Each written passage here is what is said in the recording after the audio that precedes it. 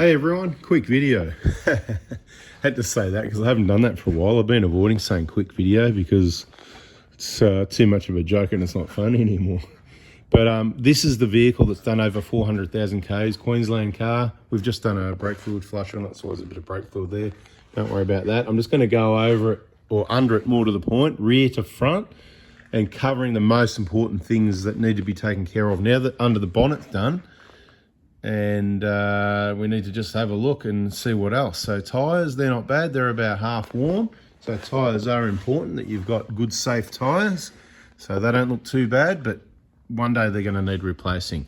This has got the original suspension in it, so I would like to say as a matter of urgency they need to be changed to get, it doesn't have to have a lift kit, but if it's going to go around Fraser Island on the beaches and sand and that, it's going to help with a bit more clearance, and you'll see some evidence underneath the vehicle of places where it's been rubbing from being so low. And of course it's going to need more washing. If it's going to be around salt water, salt air, salt beaches and sand, it's going to need a lot more water sprayed up under here. As I said in many other videos, you could clean out that breather there, make sure that's working right.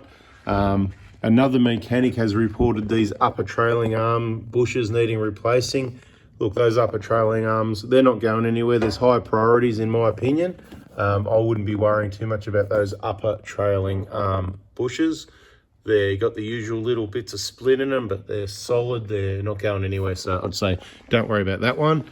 Brakes, let's have a look at the brakes. They've got about, let's just say about half one, so the brakes are okay for now. As far as pads and rotors go, the rears are at least about 50%. So tyres, brakes are okay, suspensions are needed, and all the bushes, the lower trailing arms and everything, it'll all be fine. There's no issues there. There's not much else to see at the back. Here you can see the evidence of where the vehicle's been scraping over the sand, and then all the salt water, salt spray causes the rust. So that's where you might want to get the paint out. You can see these old original shock absorbers. Aren't they amazing? 400,000 Ks, they're in there and they actually still work. Now, when I say they work, they're working. They're not going to work as well as new ones or upgraded quality ones. All the link pins at the back there look fine, like they always do. They could be damaged by people or they could be unlucky and get damaged, but everything under here, the fuel hose looks all right, it's not leaking. Might have been replaced. I'm not going here. I'm trying to be a bit quicker. Those bolts can get damaged from outback rocks, so you might need to replace those lower rear shocker bottom bolts every now and then, or you can get the K-on shock guards, which they don't make proper ones for the 120, so don't worry about that. But the 150s they do, so that's good. Apparently 120s aren't good enough to deserve a lot of things that the 150s get. I just think it's all wrong, to be honest, but that's just my opinion. It's not up to me. Around here, no oil leaks or anything. We talked about the transmission. We're going to wash that. We've just done a transmission flush. It's got the aftermarket pan gasket. I'd probably get rid of that, put a genuine filter and pan gasket on there in a little while when the next change is due, or if looking at this oily stuff starts to be annoying. Turbo's going to be fine because it's got a new one. Engine's awesome. Let's have a look at the brakes. Let's have a look at the brakes. What is it? So brake pads, we'll say about 50%. This is the quick check without pulling the wheels off type check, right? Got about 50% on the brake pads. They're all right for now. They're not going to wear out anytime soon, of course, unless there's something wrong with them. It's got aftermarket drive shafts in it, which from here we can see the outer boot's all right. The inner boot got the squeaky shoes on there. See the aftermarket stuff, right? It hasn't been in there that long. And see those cracks. See that boot there? See this right here? See those little hairline cracks? In time, it won't take long. That's why you don't bother with the aftermarket shafts. Now, the aftermarket boots, there is a good one, and I've shared the part number. It's probably going to be in the playlist somewhere in the videos. Search my channel, search CV, in the search field with the magnifying glass. CV, if that didn't work, drive shafts. And a few videos I've talked about changing these boots where you keep the genuine Toyota shaft, the outer poly tough plastic, whatever it is, awesome. The inner sometimes gets damaged. You can replace it with a Burson's Motor Gear brand one. There's a couple of different part numbers, so I'll just leave it at that for this video.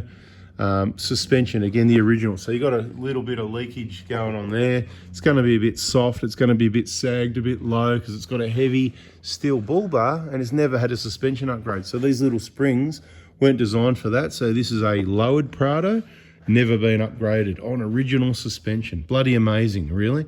But I'd be, if it was me in time, I'd put a Dobinson's kit in, of course. That's what I did on my car. So what I'm going to tell you to do, I would change the front wheel bearings if they haven't been done, because preventative maintenance, you don't want to get caught out somewhere. It's done over 400k. We've got those on the shelf ready to go. Check out the inner rack ends. I haven't felt anything yet, so I'm just, you can compile a list from this, and these are the sorts of things to look for on a 400,000k car. It's got a new radiator in it, as you can see, as part of the job. Everything under the bonnet is Mickey Mouse. It could get some bash plates, but that's not highest on the priority list. This drive shaft boot, as you can see, split. Remember what I said about the other side, those little cracks, it won't be long. I said, yeah, it won't be long to those cracks there.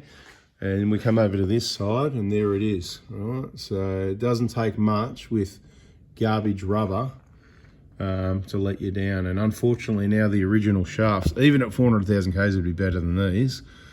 So genuine parts, and they are expensive. If you pick them up from me, because I don't send them shipping, just kills because they're heavy, and the size just kills any saving sort of thing. But if you pick them up, I can help you out, get a 120, any of your drive shafts cheaper.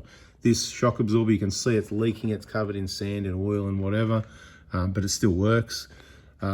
So basically, looking at this from just having a quick walk over it, these are the things that I do. I'd get on the K1 website and see if they've still got this replacement ARB front plate that goes under the ARB bull bar, and they've got ones with, it's got slots in it with extra airflow, like what I got on my 120. It's in the videos.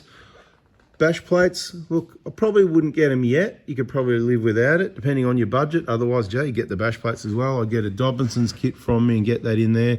I'd get some wheel bearings from me and get those in there.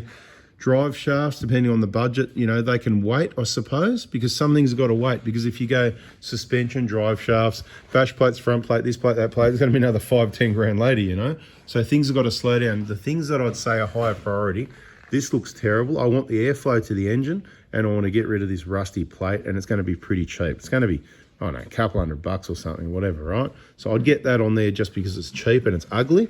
I'd get the suspension in because it's a safety factor, and it's going to stop the underneath of the vehicle dragging and bashing on things. So the Dobinsons would be a priority. I'd get the front wheel bearings in there as a matter of urgency, just because they could fail at any time, and you get caught out somewhere. Suspension, wheel bearings, front plate from K1. Don't forget the discount code 4x4 diesel. And I'll check the rest out. I've got to get my hands onto it and have a look, but I think they're the most urgent things. Let's have a look at these control arm bushes. That looks all right. Probably been done. The arms might have been replaced, I'd say. That looks all right. Have a bit of a quick look-see here. Now, I think the lower arms must have been replaced. I'm pretty confident. And that's what happens, aftermarket lower control arms. Let's see how the bushes last. Hopefully better than the drive shafts. That means the lower ball joint will be okay. We'll check it anyway, but should be all right. You never know, because once you get aftermarket, you never know. You never know. So that's pretty much what it's looking at. This is not urgent either. Had we known and been better prepared, we could have done it before the trans flush, but we're out of time for this one. That's it. Bada bing, bada boomski. Don't forget this fuel filter up here as well, actually. So that one, it should be changed probably soon. It's due every 20,000 Ks by the look of rust on it. Could have been just from the recent salt spray. I believe the vehicle's had a recent salt spray. That's what I'm saying. More washing needs to happen to look after these vehicles, especially if you're going to invest this sort of money, new engines and that, after leaving the injectors forever. Not saying it's anyone's fault, just what happened on this vehicle. It is someone's fault. Someone left the injectors there. There's an extra fuel filter that's been placed under here, so bada bing. That could be creating a restriction, who knows? Interesting. Check out the part number. Anyway, thanks for watching. Catch you on the next one.